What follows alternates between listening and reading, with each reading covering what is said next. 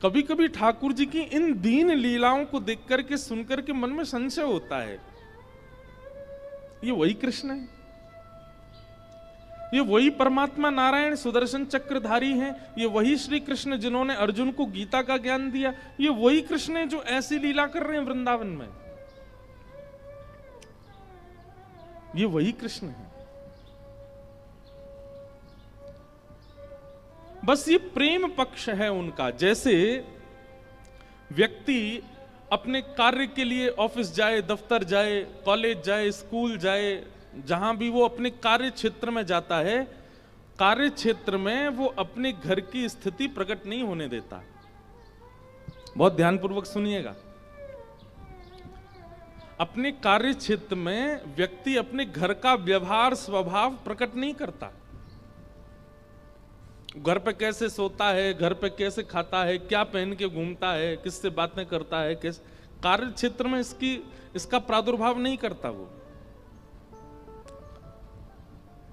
लेकिन कभी कभी उसके कार्य क्षेत्र के कई ऐसे मित्र होते हैं जो उसके बड़े घनिष्ठ हो जाते हैं, तो धीरे धीरे वो उनको अपनी गृह क्रिया में प्रवेश कराना प्रारंभ करता है और अपनी गृह क्रियाओं से उनको अनुभव करा देता है। मैं ऐसे सोता हूँ, मैं ये खाता हूँ, मैं रात में यहाँ जाता हूँ, मैं सुबह वहाँ बैठता हूँ, मैं उससे बात करता हूँ, इससे मिलता हूँ।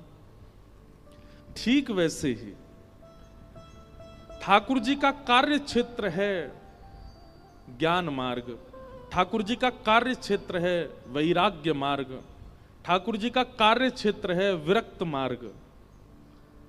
और जब वहां ठाकुर जी किसी को देख लेते हैं कि अब ये मेरे थोड़े सामीप्य में है, तो उसको लेकर के ठाकुर जी अपने गृह क्षेत्र में आते हैं।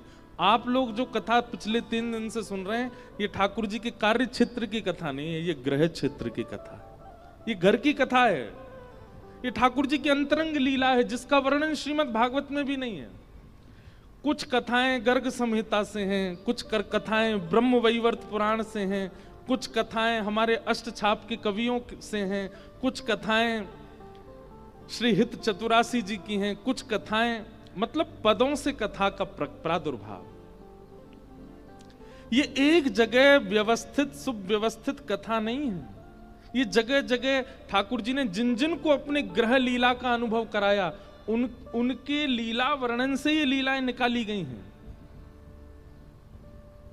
इसलिए संशय मत कीजिएगा कि ये वही कृष्ण हैं जो सुदर्शन चक्र घुमाते हैं, ये वही कृष्ण हैं जो द्वारिका में बैठते हैं, ये वही कृष्ण हैं जो गिरिराज उठाते हैं, ये वही कृष्ण जो पूतना, अघासुर, बकासुर, धेनुकासुर को मारते हैं। हाँ जी, ये वही कृष्ण हैं।